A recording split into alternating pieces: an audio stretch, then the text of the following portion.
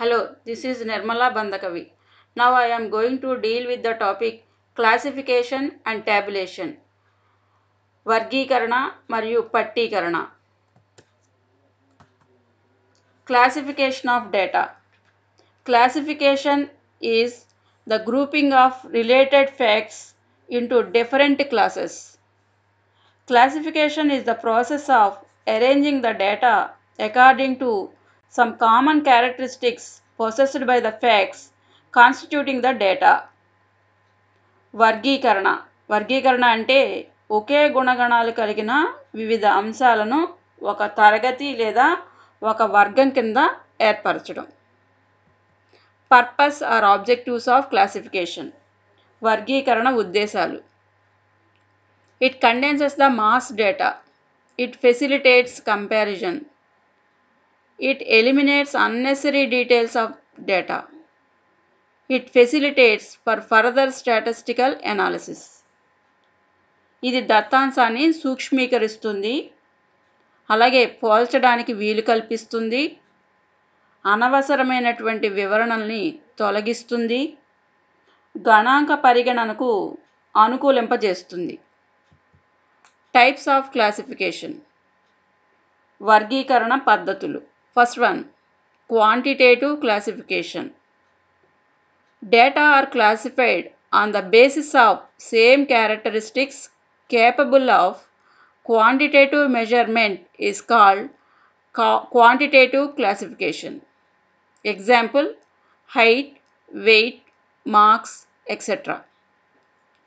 పరిమాణాత్మక వర్గీకరణ అంటే స్పష్టంగా నిర్దిష్టంగా కొలవడానికి వీలైనటువంటి దత్తాంశాన్ని వర్గీకరిస్తే దాన్ని పరిమాణాత్మక వర్గీకరణ అంటాం. ఉదాహరణ, ఎత్తు, బరువు, మార్కులు మొదలైనవి. దీనికి సంబంధించి పక్కన ఎగ్జాంపుల్ ఇవ్వడం జరిగింది. ఇక్కడ percentage of marks, number of students ఇచ్చారు. అంటే మార్కులు కొలవగలం కాబట్టి ఆ మార్కులు ఎంతమంది విద్యార్థులకు ఎలా వచ్చాయి అన్నటువంటి వివరాలని ఈ క్లాసిఫికేషన్లో చూపించడం జరిగింది. Next, chronological classification. This data is classified on the basis of time. దీన్నే కాలాత్మక వర్గీకరణ అంటాం. అంటే కాలాన్ని బట్టి వర్గీకరిస్తే దాన్ని కాలాత్మక వర్గీకరణ అని చెప్తాం. పక్కన ఎగ్జాంపుల్లో చూడండి, ఇయర్ పాపులేషన్, సంవత్సరం జనాభా. అంటే సంవత్సరాల వారీగా ఏ సంవత్సరంలో ఎంత పాపులేషన్ ఉంది అన్న వివరాలని ఇక్కడ చూపించడం జరిగింది. Next one, geographical classification. Data are classified on the basis of place. దీన్నే భౌగోళిక వర్గీకరణ అంటాం. అంటే దత్తాంశాన్ని ప్రాంతాలు, స్థలాల వారీగా ఇక్కడ వర్గీకరించడం జరుగుతుంది. పక్కన ఎగ్జాంపుల్ చూడండి, name of the state, production of rice.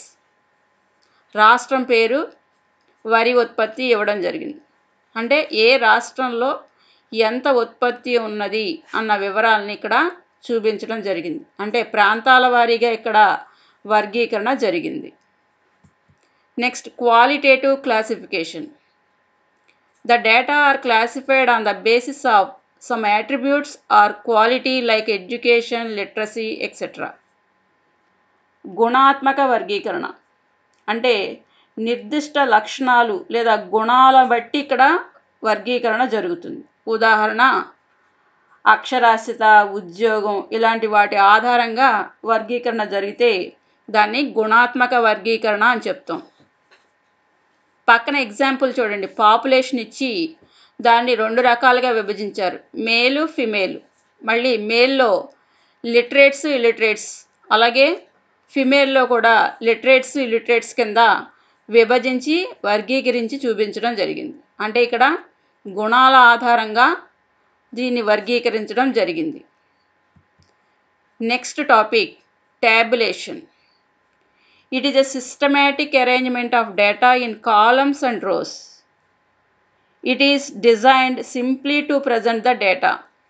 అంటే ఇక్కడ దత్తాంశాన్ని సులభంగా అర్థం చేసుకోవాలి కాబట్టి సూక్ష్మీకరించి ప్రజెంట్ చేయడం జరుగుతుంది.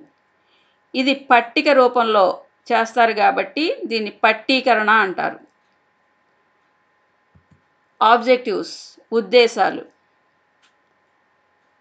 It simplifies complex data, it facilitates comparison, easy to understand, it eliminates unnecessary data. ఇది దత్తాంశాన్ని సూక్ష్మీకరిస్తుంది, పోల్చడానికి వీలు కల్పిస్తుంది, అలాగే దీన్ని అర్థం చేసుకోవడం సులభంగా ఉంటుంది, అనవసరమైనటువంటి దత్తాంశాన్ని ఇది తొలగిస్తుంది. Essentials of good statistical table. గణాంక పట్టీలకి మంచి నిర్మాణం జరగాలంటే దానికి సంబంధించినటువంటి సూత్రాలు. 1 టేబుల్ నెంబర్, క్రమ సంఖ్య. 2 టైటిల్, పేరు. హెడ్ నోట్స్, శీర్షిక అంటే నిలువు గీతలు, అంటే ఒక టేబుల్కి నిలువు గీతలు అడ్డగీతలు ఉంటాయి కదా, ఆ నిలువు గీతల మీద పెట్టేటువంటి హెడ్డింగ్ని ఇక్కడ శీర్షిక అంటాం. క్యాప్షన్స్ అంటే వరుసలకి పెట్టేటువంటి హెడ్డింగ్ని క్యాప్షన్స్ అంటారు. బాడీ ఆఫ్ ద టేబుల్ అంటే ప్రధాన భాగం, టేబుల్లో ఉండేటువంటి ముఖ్య భాగం. ఫుట్ నోట్ ముఖ్య సూచన, అంటే ఇది సాధారణంగా క్లుప్తంగా బ్రాకెట్లలో చూపిస్తారు.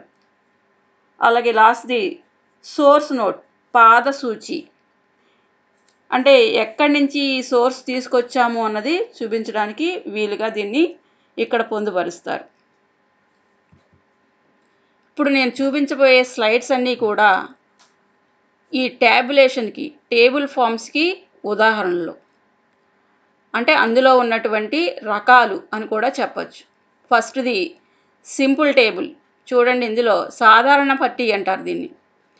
ఇందులో 2 కాలమ్స్తోనే తయారు చేయడం జరిగింది. మార్కులు, విద్యార్థులు సంఖ్య, మార్క్స్, నెంబర్ ఆఫ్ స్టూడెంట్స్తో ఈ టేబుల్ని తయారు చేయడం జరిగింది.